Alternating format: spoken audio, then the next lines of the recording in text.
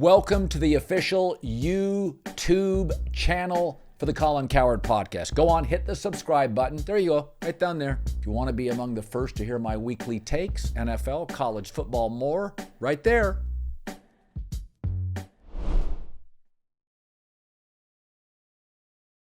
Time for our twice monthly Nick Wright conversation, which lasts about an hour but flies right by. So, I've been on this thing where I talk about Before you even get going, can I What? say something on Colin Cowherd's behalf? Okay. I am, and we don't have to spend any time on this other than this statement I want to make. Yeah. I am offended on behalf of my dear friend Colin Cowherd that so much of the internet reacted surprised by your cogent, thoughtful, and dare I say, obvious take on Donald Trump. The amount of people that were like, oh, I was worried Colin was a Trump. I'm like, have you been a lot? Like, I'm not saying that Colin was out here, knocking doors for Bernie Sanders. But the idea that there were people they were like, oh, what a pleasant surprise. I'm like, surprise. And so, first of all, I'm glad you said what you said, but I'm also kind of offended on your behalf that people were surprised by it. So I just wanted to say that off the top, and then we can do whatever. I had a comment one time, and it wasn't an endorsement of anything. I just said, I have this feeling we're going to see a red wave during midterms because of the way. One of the things I didn't love, I don't love when government overreaches on anything. And I thought some of the COVID stuff, it's like, let Californians take their kids to the beach. It's a virus. Get in the sun.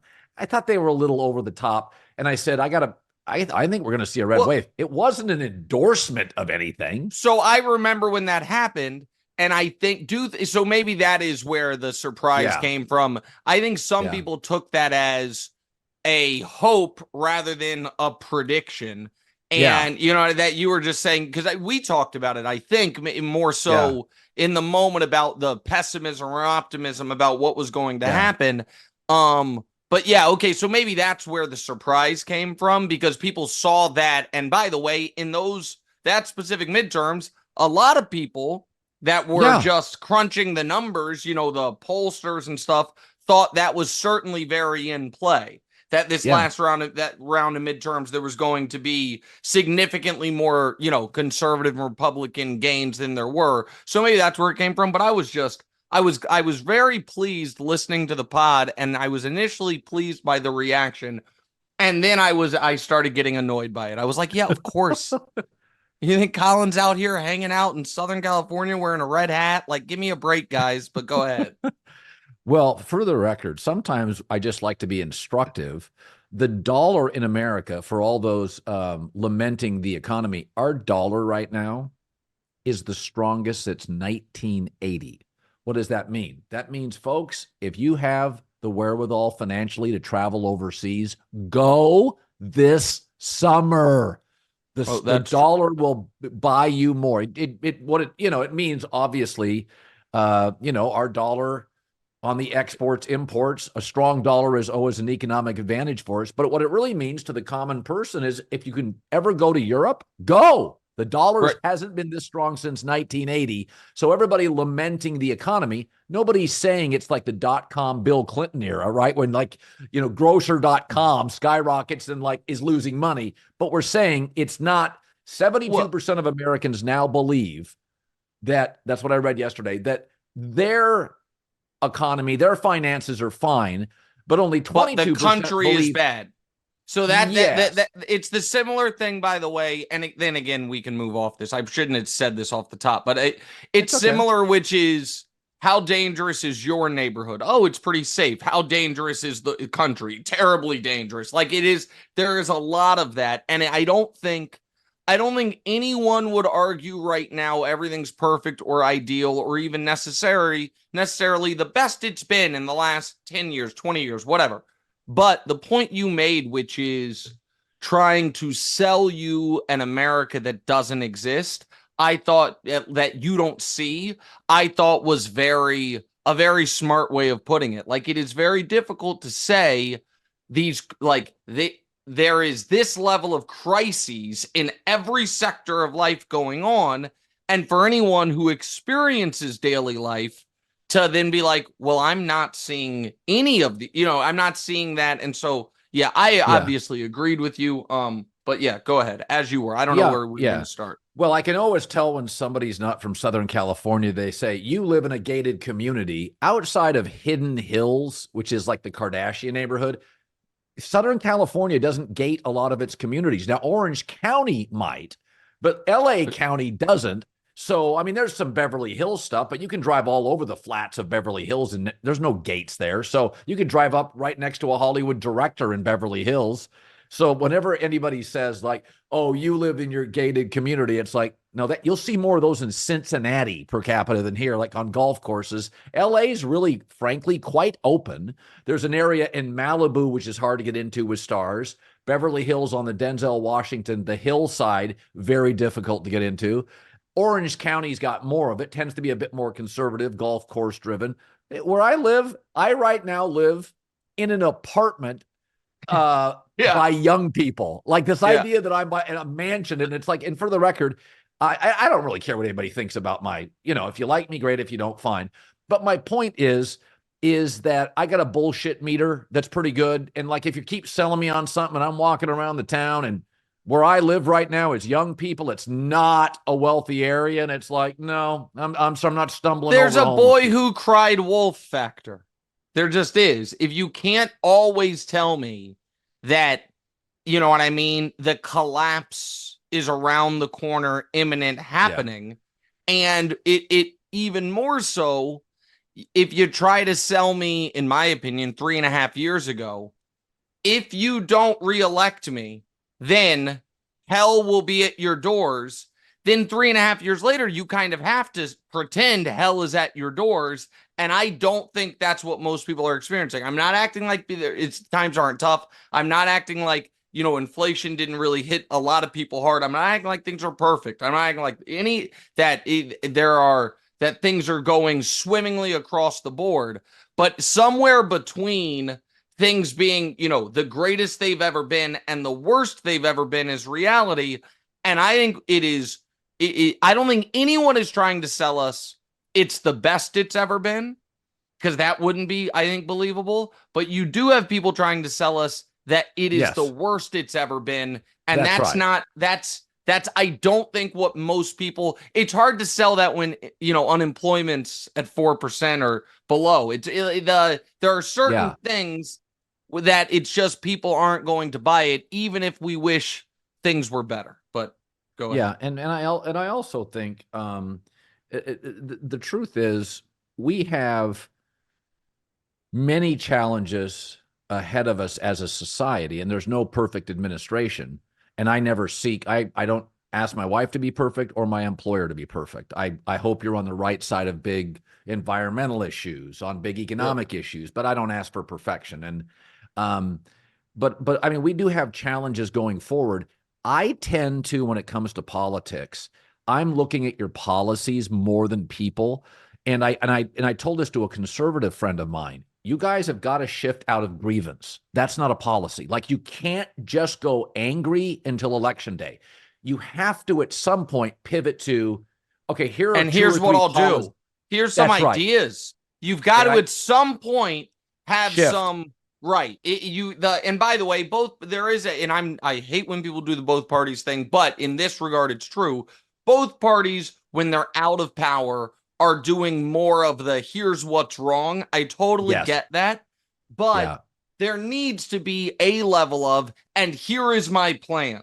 You know what I mean? Like that, here is the, you will. Think about this. You go on a date with a girl, and all she does is bitch about her ex-boyfriend. Instead of talking about, hey, like, this is what I like to do. What do you want to do together? Like, there's a level of anger and resentment and grievance. You can fill the cup up pretty quickly. Like, at some point, pivot to, all right, let's get optimistic on this thing. Here's what we're doing. It's like almost like I used to have a boss. He passed away, Larry Kentop. And he used to always say, I really used it. He said, sometimes you have to put your arm around an employee and with your left leg, kick him in the ass. You can't just rip him for 15 minutes. You got to put your arm around him and say, boy, I'm pissed off. I'm pissed off. Or I really love you, but managers, coaches, politicians, it can't be a fire hose of grievance. You've got to give me positives. Correct. And you've got any, you mentioned relationship, any, like, not just dating, romantic relationship. Nobody wants to have dinner or drinks with the friend that the moment you sit down, it's just, woe is me. Oh. Here is the last awful thing. If I didn't have bad luck, I wouldn't have any. You know what I mean? That's the story of my life. No, and I am not trying to be tone deaf. I understand some people really, really have it rough. But the folks who, no matter, and all of us know these people, that no matter the situation that's going on, they are always either in crisis, real or imagined, or they have just, you won't believe how I just got screwed over. Let me tell you about it. That person's exhausting. And it doesn't mean you don't have empathy for someone when something happens, but the people that I think are most magnetic, most attractive as far as to spend time with are people that almost no matter what's going on, they're either looking forward, solution oriented, or they're just, they are trying to figure out a way through. And that's the people you want to hang out with. Those are and for a lot of, in my opinion, whether this is the right or the wrong way to elect politicians, a lot of what decides close elections is the old who do you want to have a beer with test. Again, I think that's kind of dumb, but it's been shown time and again. And I just don't think people love the whiner. And I at one point in time, it felt to me like the conservative wing of America had done a really good job, whether it was accurate or not, of marketing themselves as we'll figure this out. Bad shit happens. Yeah, but you know what? Whatever it is, we are going to. And again, even if I think it was bullshit marketing, it was the way people associated with it. And they associated the left with more of the whining and complaining. That is, if you tell me right now that there is a politician that just did a 30-minute interview and all they did was bitch and moan, I don't associate that with AOC. I don't. Yeah. Now, you might say AOC has bad ideas, but she has ideas. She came into Congress. She's like, hey, Green New Deal. I want to remake everything. Here's the bill. And you might say that's a disastrous bill. What she didn't come in and say is, it's so unfair what's happening to me. Everyone's out to get me. No, I just don't find that personally inspiring. And there's the political corner. No, that's I always thought, I've said this before, my two favorite politicians ever are Reagan and Obama. And there was, neither was catastrophic. And I've worked with people who are catastrophic, where the sky is falling. And Reagan always had a smile on his face and we'll figure it out. He was a very positive guy. Reagan just felt like, good morning in America. We're going to make it work. This is the greatest country. I loved Reagan. And Obama always had this job is hard. Let's take a deep breath. I'm going to wear a beige suit. Don't freak out. This job is not easy. So it's 2024, and let's talk about something really, really important. If you're ever injured, check out Morgan & Morgan. It's America's largest injury law firm, and they are there for you. Over 100 offices nationwide. Think about that. More than 1,000 lawyers with over $20 billion, that's a B, $20 billion recovered for over 500,000 clients. Things happen in life unexpectedly. Submitting an injury claim with Morgan & Morgan is really, really easy. Like winning in the NFL is hard. We know that quarterbacking in the NFL is hard. Submitting a claim is easy. You're ever injured? Check out Morgan & Morgan. Their fee is free unless they win. For more information, go to forthepeople.com/Colin or dial #law from your cell phone. Morgan & Morgan has a proven track record of fighting for you to get a full and fair compensation if there's an unexpected accident in your life. And I've had a few. Phil Knight, pivoting off this, Phil Knight said something, and I may have said this to you on the air. Phil Knight has a manifesto when he started Nike. He wrote down 10 things. And a lot of this you could see in Air, the movie Air, Ben Affleck. Yep. And number 9 on it was, this will be messy. And one of the real things I talked about today about the WNBA was, we are seeing this moment in time where this league, and I've always said I'm in the omelet business, not the egg business. I don't make you interesting. When you're made, I talk about you. Not my job to make the omelet. I'll report on the omelet. So I didn't talk about the WNBA because, frankly, it didn't get ratings. I mean, Jesus, the finals got 700,000. Now you have a catalyst that explodes. When a business explodes, it could be a tech business, pharmaceutical business. It could be a law firm. When something explodes, shit gets messy. And we're in the messy phase for the WNBA. Their early schedule for the Fever is insane. They're playing twice as many games. They played, Colin, from previous Friday until Sunday, that 9-day stretch. Yeah. They played as many games as the Aces have played all year. It was, again, from a marketing standpoint, I got it. Put Caitlin as many places as possible. From the Fever played 11 games, the defending champs have played 6. Now, maybe that was sneaky brilliant, and then I'll let you finish, I'm sorry, because it will lead to, I think, Caitlin being awesome at the end of the year, because all of a sudden, she's going to be the most rested player in every game, because they have no more back-to-backs, they have no more 3 games in 4 nights, so the rest of the year, she's going to have real time in between it, but go ahead, you were making a point that I interrupted. So it's just it's an exploding business for the first time. It was, we all know the backstory on the WNBA, that it was subsidized by the NBA for a decade. Now they moved into smaller arenas. It wasn't terribly profitable. Las Vegas has sort of figured it out first to be the first franchise that's making real money, almost has an NI deal with its players. But the point being is, this is an explosion, and you see it in tech all the time. It's hard to predict the unpredictable. And so I think so much of the Caitlin Clark WNBA commentary has actually been some weird media meta commentary about the commentary. Like, it has been the basketball stuff, I think, is pretty straightforward.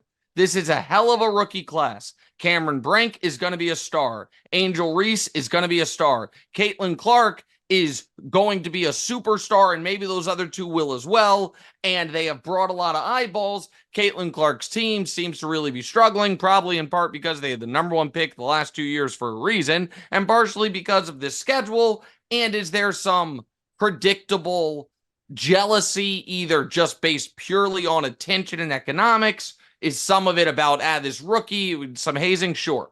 All that stuff, kind of, to me, is a pretty straightforward sports story, up to and including the foul heard round the world that was just a hard flagrant, not even a flagrant 2. Like, it was a hard foul. But the commentary has really been about the commentary. Yeah. And there's so many levels to it. So I want to start with the first thing you said, which is, thought exercise. Let's say in 5 years, there is a Tiger Woods-like athlete, and some would say, oh, we've already had it. But no, Tiger Woods-esque in that he captures everyone's attention in hockey.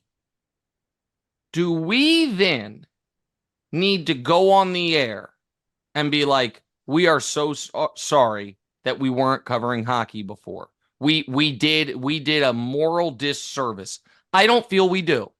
Nope. And so I don't feel, when folks have been like, well, you're new to the party.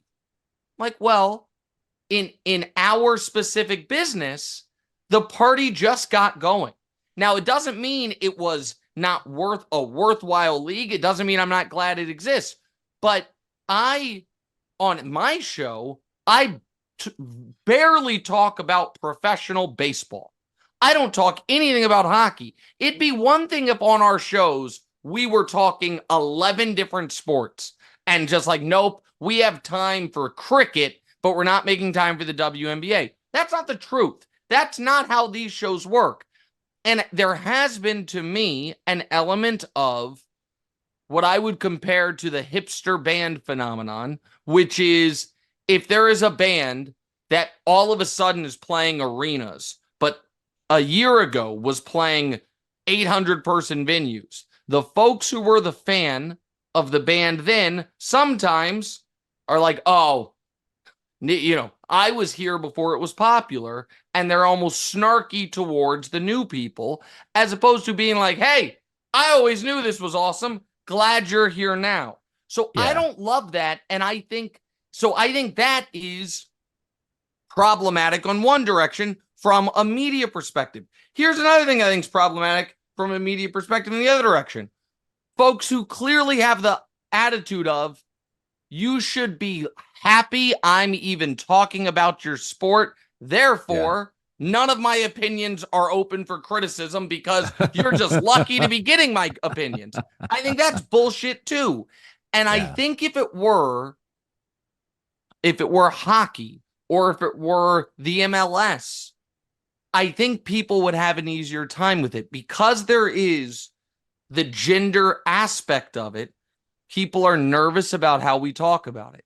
And then add to it that there is also a very obvious, now we can talk about how significant, but an obvious, at least, component of a racial component, which is it is odd that this league that is majority black, a disproportionate amount of its stars have been white women throughout history, and now its biggest star is a white woman. That is an added landmine or, complication, whatever you want to put it.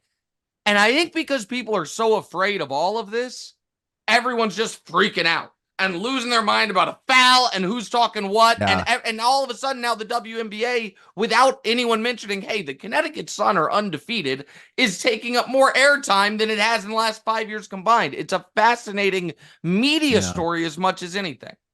I thought James Jones, who's been watching the WNBA for years, had the most prescient point on it. I thought it was really smart. I didn't think about this. He says the biggest difference between the NBA and the WNBA is the NBA is much more vertical.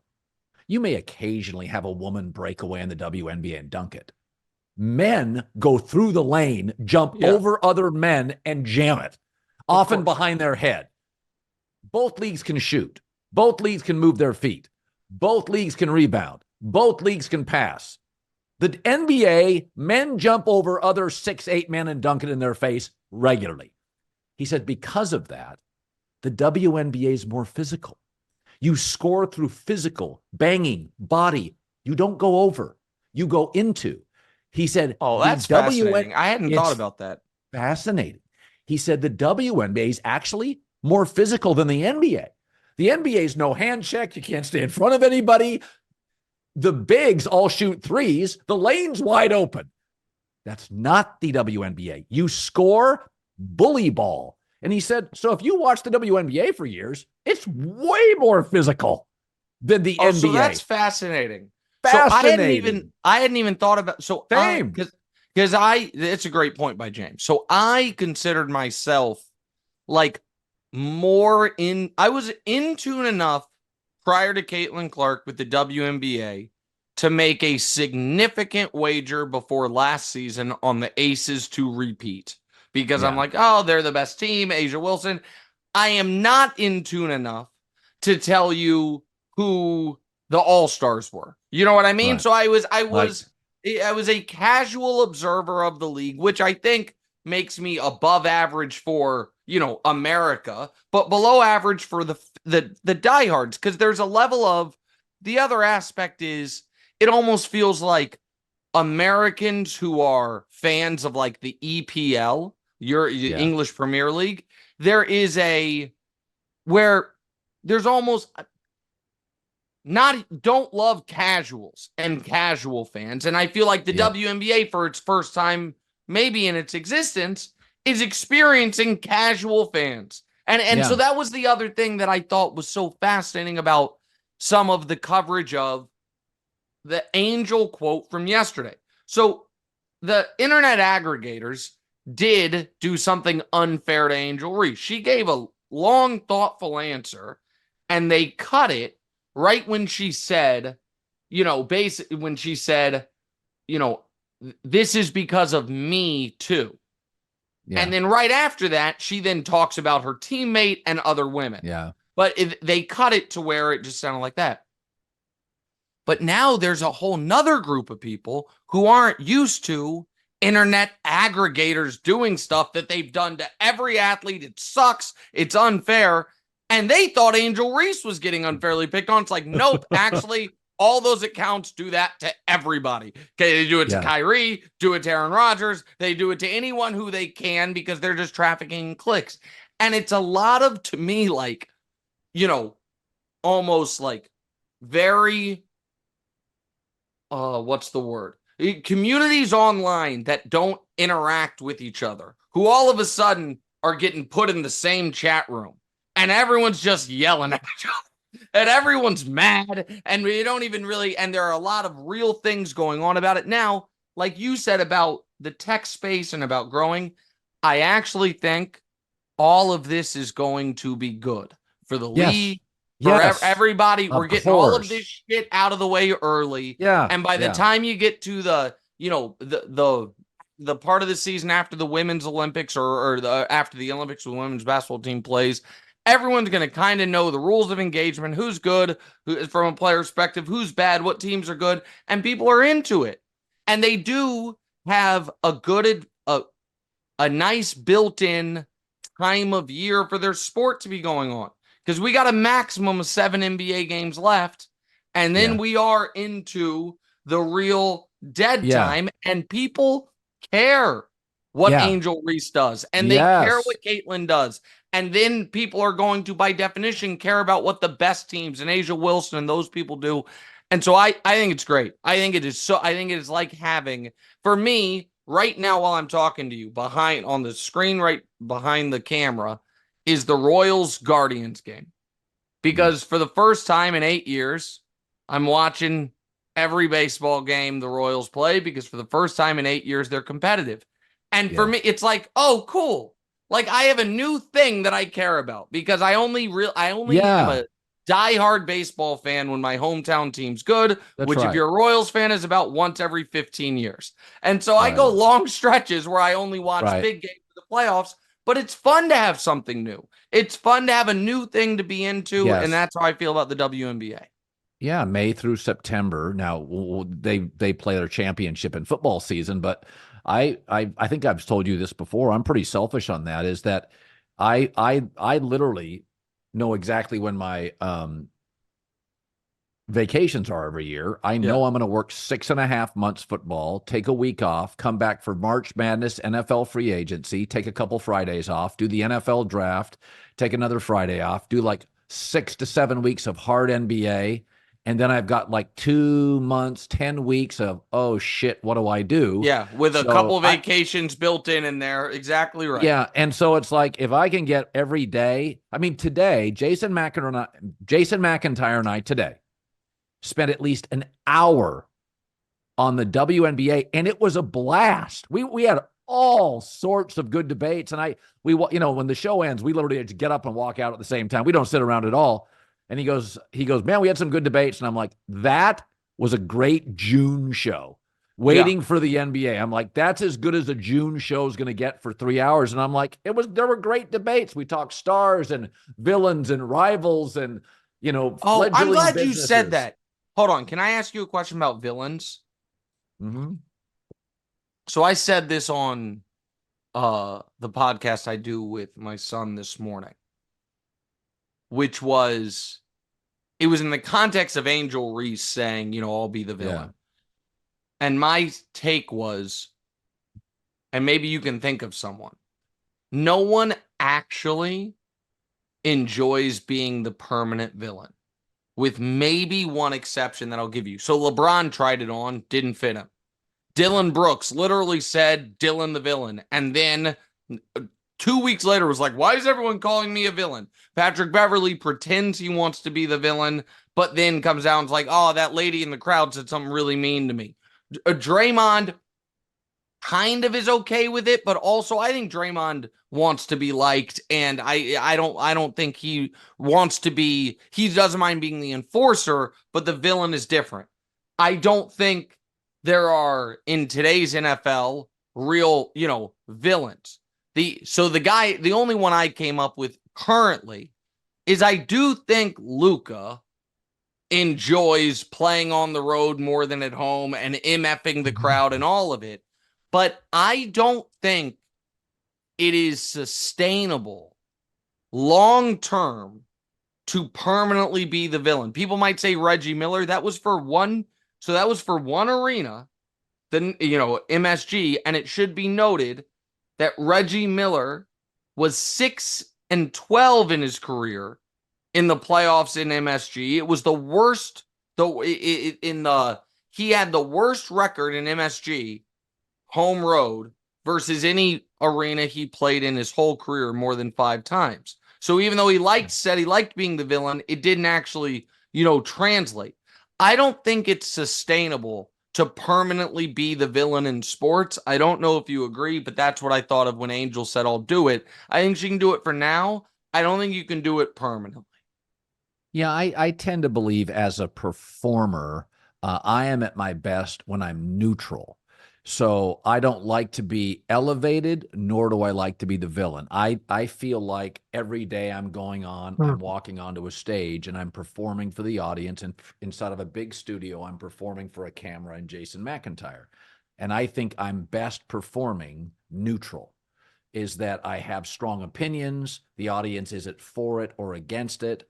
There have been times I've been popular and unpopular, but I think for a performer, neutral. I mean, Jerry Seinfeld could handle a heckler, but that's not what he would ask for. He could also ask for a 10-minute standing ovation, but that would get tedious. Jerry's at his best when he has to earn the approval and get the laughs, regardless if it's Caesar's Palace or the Laugh Factory in Toledo, Ohio. So I think all athletes, because I almost feel like it's a car racer, is I want my heartbeat to never fluctuate. Corners, flats, finish, beginning, it stays the same. So my adrenaline doesn't change radically. I don't make more emotional moves or more urgent moves. So I largely agree with you. I think everybody likes to be liked at some point. And but I also think people sometimes understand their roles. As a dad, I understand sometimes my voice is deeper. Sometimes if I say, hey, knock it off, it plays better in the room than if my wife would say it. Like I have a deeper, richer voice. So I think there are roles I have played from time to time to be the heavy in the family and just say, cut that shit out. But I also doing like to be it loved. being right, to be permanently that in any phase, I think is just tough.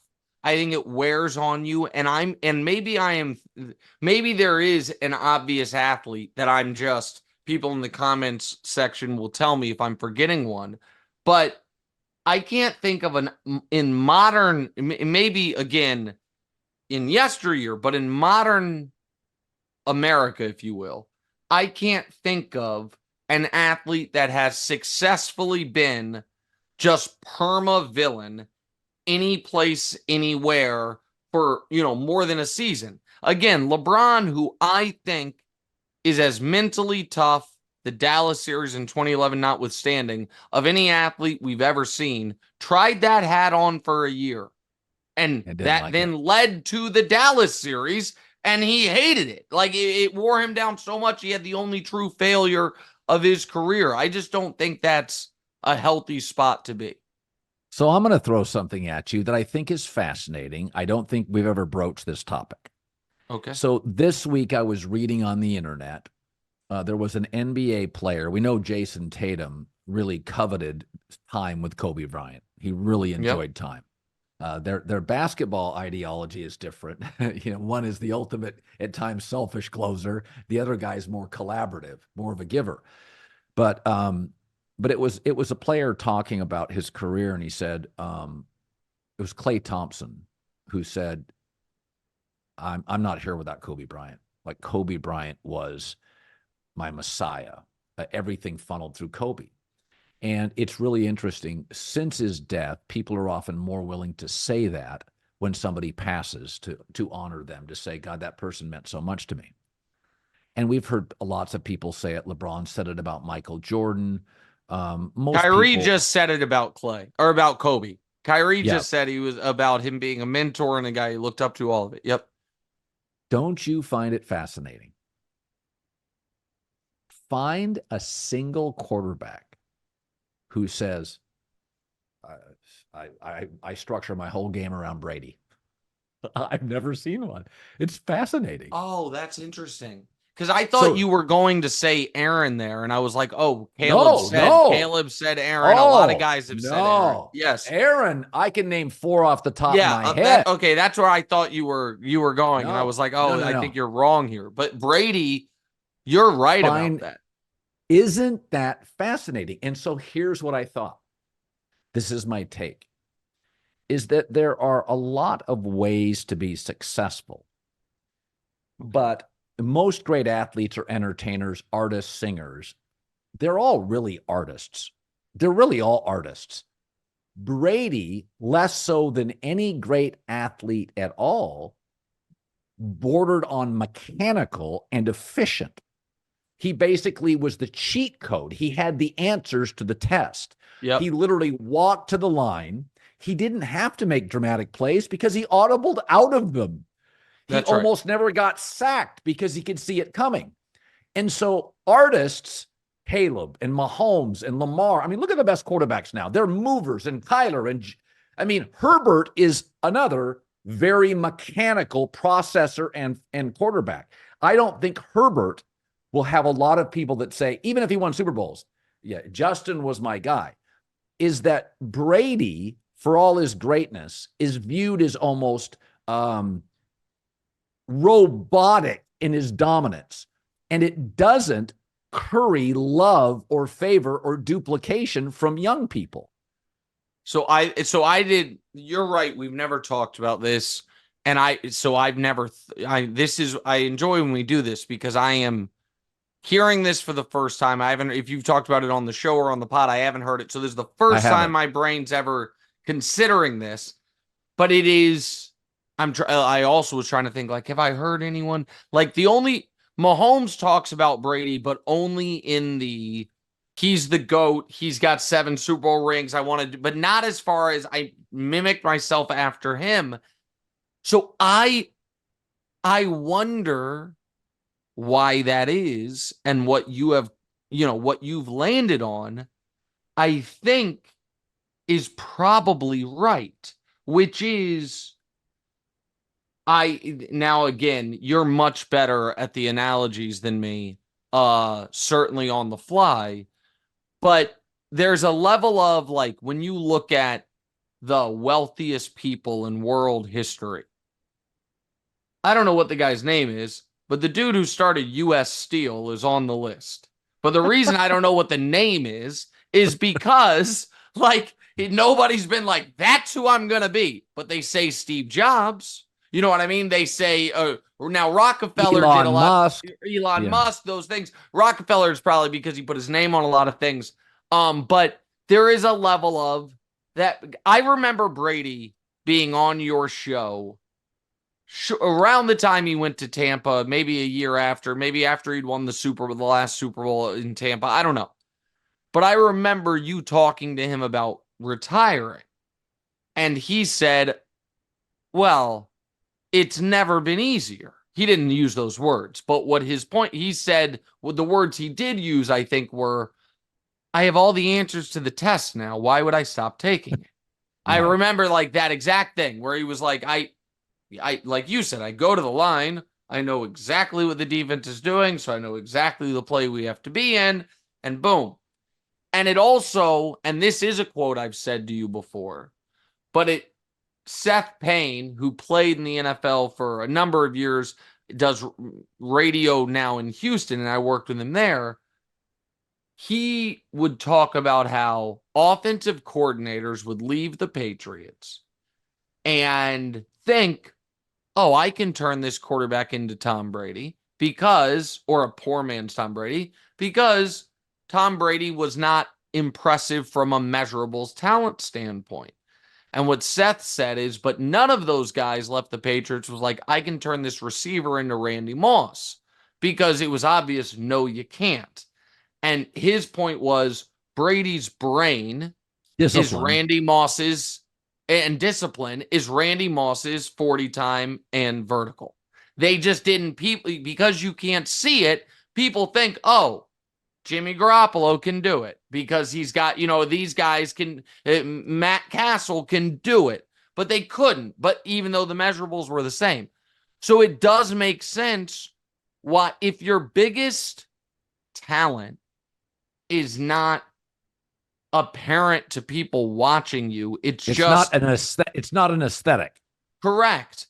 Right. Like there are probably more people. It's so fascinating you say that, because it's right.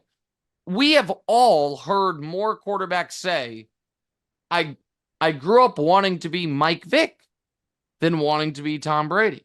We have heard more people say, certainly more people a generation ago, I want to be Dan Marino. Then I want, you know what I mean? Then I want to be Brady. And Aaron is clearly generationally the guy that most wanted to be.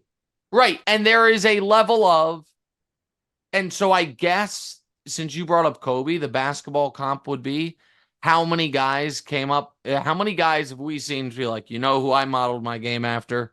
Tim Duncan. Won 50 games every year, right? But Duncan, same exact era as Kobe, and in my opinion, one slot on the all-time list above him, never had a down year, never missed the playoffs, all ruthlessly efficient, but nobody has tried to beat Tim Duncan. Nobody. So he came into the league 25 years ago. Not a single person that I can think of came into the league being like, that's who I'm trying to be, Tim Duncan. And I don't think, now I understand some of that's personality, but also it is because nobody could deny what he did was effective and great, but it doesn't seem fun to emulate. Like, you will have more people, I guess, on that note, and we're in a bit of a Kyrie renaissance, and I'm happy for him about it, but you will have more people a generation from now that say, I grew up trying to be Kyrie, then I grew up trying to be Chris Paul. Yeah. Even though, and I understand Chris Paul never won, but But Iverson had that. Oh, without a doubt. With an iconic, important, influential player. In a way, a lot of guys who maybe were more successful weren't. That is interesting. That nobody says I tried to be Tom. Isn't that fascinating? That is I'm trying to think if someone had said it, but a lot of people call him the GOAT. In fact, basically everyone does. But as far as who they modeled their game after, it is unique. And a lot of people say Aaron. A lot say Aaron. Well, he's got much more artistic flair. He throws basically off the ground. He whips it. He feels more off the cuff, more improvisational. Tom never feels improvisational. And it's, it's just, and I do think Justin Herbert is actually Brady's comp. Smart, disciplined, big. Teammates get the credit. Big. You don't think Herbert or Brady are big because they're thin. Stand next to Tom Brady. Jesus Christ, he's big. We are getting closer to crowning an NBA champ. And with the action heating up on the court, hotter than ever, download the DraftKings Sportsbook app. It's great. I've got it. You should. Takes less than 90 seconds. Official sports betting partner of the National Basketball Association. Okay, now we got the conference finals. Pacers, Celtics. T-Wolves, Dallas Mavericks. These games have been so great. Live betting, same game parlays, odds boosts. So much is covered. It's super easy for first timers to get started. Try betting on something simple like a team to win. So you go to the DraftKings Sportsbook app, again, download it 90 seconds, select your squad, place your bet. It's that simple. Okay, new to DraftKings. It's called No Sweat Bet. This is a new one. It's easy. Called No Sweat Bet, up to $1,500. Just deposit at least $5. That's it, $5, a 5-spot. That's it. And you'll get a bonus bet back if your bet doesn't hit. Yeah, I said it right. If your bet doesn't hit. Download the DraftKings Sportsbook app. The code is Colin. That's me, Colin. DraftKings Sportsbook app. Download Colin, Colin. New customers, no sweat bet. Up to $1,500 you get if you just deposit $5 and your first bet doesn't hit. Only on DraftKings. The crown is yours. Right. Same with Herbert. Herbert obviously is more mobile. That is this to be real football-y for a moment. I wonder if Harbaugh is going to let him do it. And with Greg Roman running the offense, maybe they will. When Herbert was at Oregon, I feel the same way about Trevor.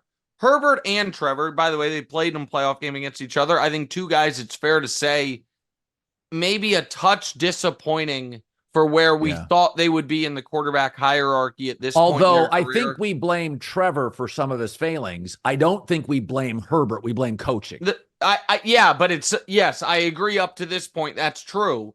But for both those guys, I'm like, man, I watched you in college.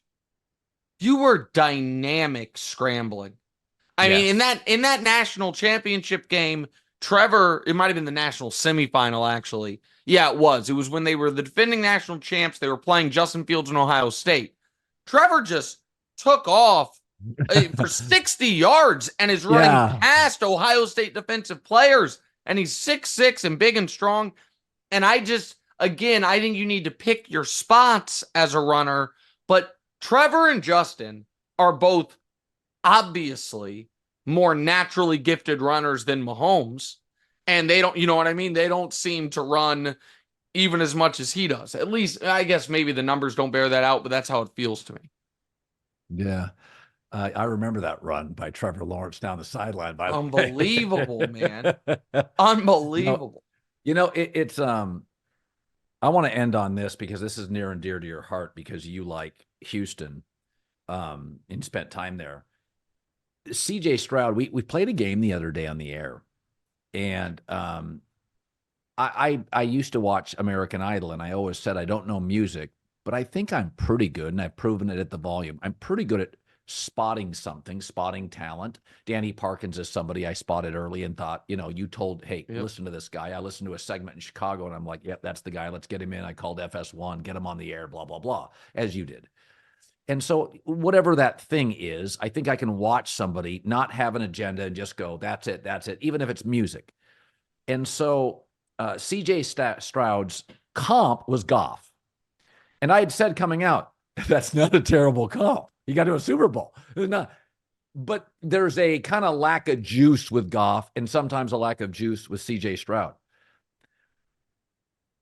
I'm watching his second game with CJ Stroud. And I'm like, oh, shit, this is easy. He's backpedaling 40 yards in a tiny box like twice in the second quarter. And I'm like, whoo, that is different. And it's really fascinating because at Ohio State, I've wondered why I didn't spot it. And I think to myself, well, he couldn't beat Michigan. But then there was the Georgia game where he was fantastic. And I've punished myself on CJ Stroud. I've said, why didn't I see it? And then in the NFL, instantly, second game, second quarter, I'm like, oh, yep, that's it. That's a star. He's going to work. First game Herbert played against Mahomes, the first time I watched him, he made a throw up the right sideline. I'm like, yep, that works. That's good. I hated that. I hated it so much. They had, I remember this, Broussard had just gotten over to my house to watch the game. This is years ago. Broussard wasn't even full-time on the show yet. And I'm like, oh, this is great. Chiefs versus Tyrod Taylor. Kick my feet up. And then the moment I hear Tyrod Taylor got stabbed in his lung and Justin Herbert's going to play, I'm like, well, this game just got a lot harder. And then I'm watching and I'm like, well, this division just got a lot harder for the next decade. Like this guy's going to be good. But go ahead. Sorry. So CJ Stroud, to me, I find myself rooting for him because I don't mind being wrong and I like good quarterback play. But I have gone back and I'm like, I watched the Georgia game. Why didn't I just say after the Georgia game? This guy's unbelievable. But I find it funny when, I said, I think Goff, I kept saying on the air, yeah, I think Goff is the right thing. He stands in the pocket, he throws, he's going to be very successful, he'll win games. But there's a juice with both that you're kind of waiting for a little pop, a little Energizer bunny here. And neither's a great runner, but CJ can move. Do you ever have that? When you miss on a guy, and I don't really think CJ Stroud's a miss, but he's much better than I thought. He's better than way earlier. way earlier. I didn't resent it. I'm like, God, this is exciting as shit. This guy's good. Have you ever, and you, I don't know if you watch college basketball, but I watch a ton of college football, a ton. And when you miss on somebody, has there been an athlete in your life? I think you were slow on. You were slow on. So, all right. So I'll answer that, and then I have something to throw back at you. So there have definitely been guys. So, I mean, the number one guy would be Jokic. Yeah. That I thought Jokic was really good, but not all-time great. And by the way, I still kind of resent the fact that he has 3 MVPs because so much of our discussion of the NBA right now makes more sense and is, to me, more historically representative if Giannis has 2, Jokic has 2, and Luka has 1. If that were the count and Luka's wins this title, then people are comfortable saying, oh, maybe he's the best player. But so Jokic, I was definitely late on. I'm more in the other direction, maybe more often, which is if I love a guy, I am very hard pressed to give up on him. Hence Baker, where I'm like, nah, he'll turn it around. And some people would say that's how I am with Trevor. That this guy was the best high school player in a generation. I watched him at Clemson be so utterly dominant. Against great Alabama teams. Great Alabama teams. He has you can't tell me that he's not going to be a top 5 NFL quarterback. Now, he seems to, not be able to handle the rain, which is a problem playing in Jacksonville. He fumbles. There are some real, I thought he would be further along at this point. I still think he is maybe unfairly criticized by some. And so I'll be late to get off that. And if Brock Purdy ends up being a star, I'll probably be the last one on that train. I do think I have, preconceived notion bias that plays into things, but it pays dividends in times like with Luka. So Luka was a guy that I was talking about on First Things First our first year on the air, when he was a year away from being draft eligible. I have a tweet from where I tweet, I'm not supposed to be on my phone because I'm on vacation with my wife, but I needed to send this. The Suns will regret not taking Luka number 1. And when people it's not like anyone was ever super down on him, but there was little James Harden and how he plays, all of it. I was like, no, that guy is going to be one of the best offensive players we've ever seen. And this postseason run last year was hard for me. Last year, I picked them to win the championship before the season. They missed the fucking play-in. And I was like, nope, not Luka's fault. So I try not to hold against a guy if I didn't love him coming out of school, and he's been excellent. But it is hard for me to abandon a guy I did love. But the game you played with J-Mac, can we play it real quick? Yeah, let's go. So is this for the next 5 years? What's the parameters? Let's say it's right now. It doesn't even the timeline. You're a general manager, so you have to come up with a timeline. Okay. All right. But I'm a GM. Everything counts. We're both GMs. Okay, I'll give you first because you want Mahomes. Yeah. Yes, I do. Thank you. I appreciate that. I'll go Josh Allen.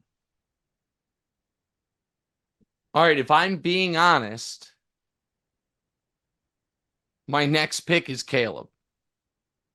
Okay. And I know he would have been available later, but I couldn't risk not getting him.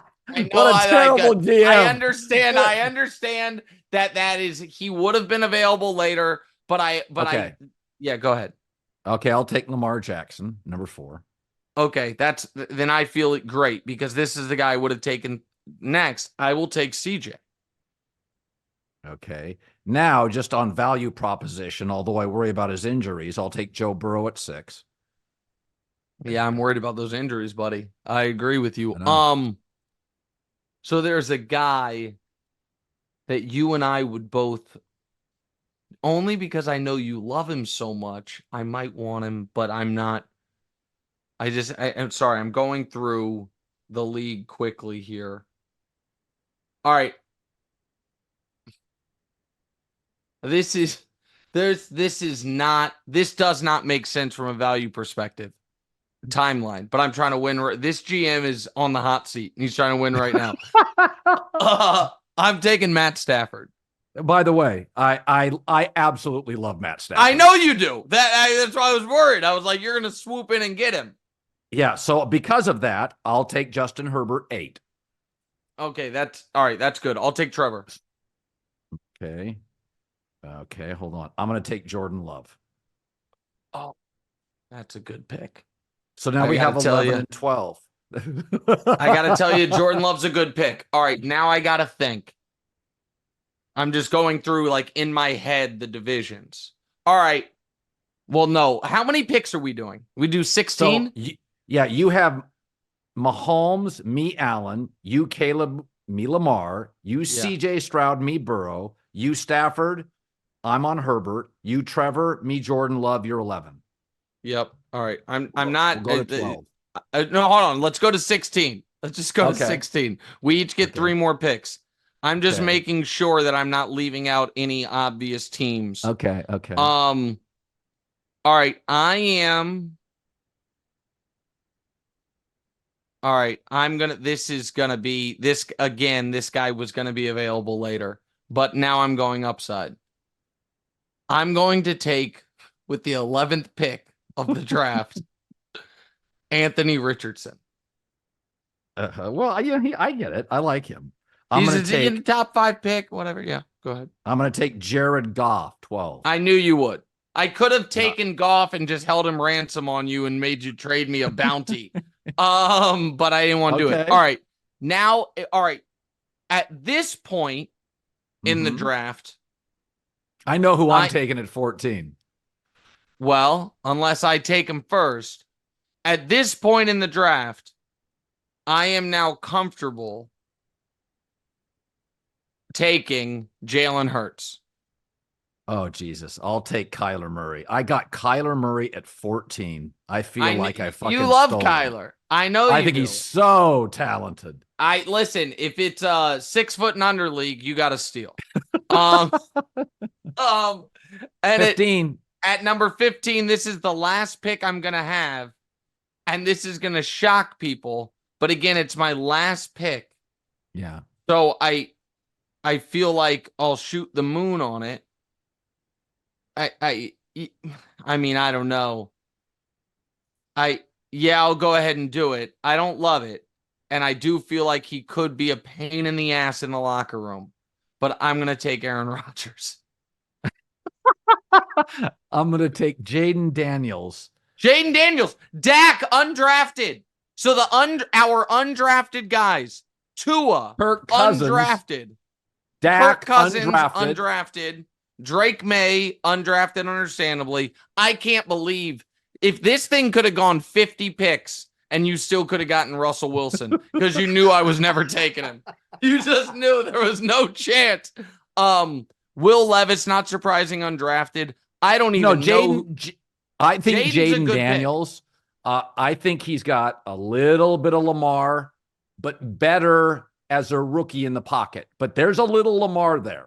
Yeah, there's also a little Kate Moss there as far as his weight. Yeah. And so that is a concern. Like the Jaden is just so lean that is a worry. But if the guy goes number 2 in a draft, that makes sense. JJ McCarthy obviously didn't get drafted. Oh my God. I feel, you know what? I feel, would you want Aaron at 16 if he were on the board? No, I wouldn't. All right. Well, then can I'm waiving Aaron Rodgers so I can pick up Baker. I forgot about Baker. I can't leave Bake Show out of there. Bake Show is, again, if my quarterback room's 8 deep, I don't need my 8th on the depth chart all of a sudden, annoying people. Bake Show is team great vibes. So go ahead and switch it. I'll take Bake Show. He's younger. So here's my other takeaway from this, just quickly. neither one of us even considered for a moment the number 1 pick of the draft a year ago. Bryce. Didn't even think about it, which by the way, which I think is correct, but it also is, a little concerning for Panthers fans. I love that, by the way. I love those fake drafts. I heard you say when I was on the herd today with you, I didn't see when you and J-Mac did it, but when you said that you and him did that draft, I instantly got jealous. I was like, I want to do a draft. I was like, where was I? So I knew I was hoping to be able to do it today. That's good. And that'll actually nothing does better on silly internet content than like a graphic associated with our draft. Like, here's how it went. People love that stuff. Okay, so all you internet aggregators, take this and do something with it. Exactly right. And make it clear. You can say, to be fair, I did technically draft Aaron Rodgers, and then I instantly waived him to pick up Baker Mayfield. That's what I did. Okay. Bake show is good vibes. Bake show. Yes, it's great vibes. Great vibes. Got to have him in the quarterback room, hanging out, bringing beers for everyone. It's awesome. It's great. This is fun, Colin. Good seeing you, buddy. Bye.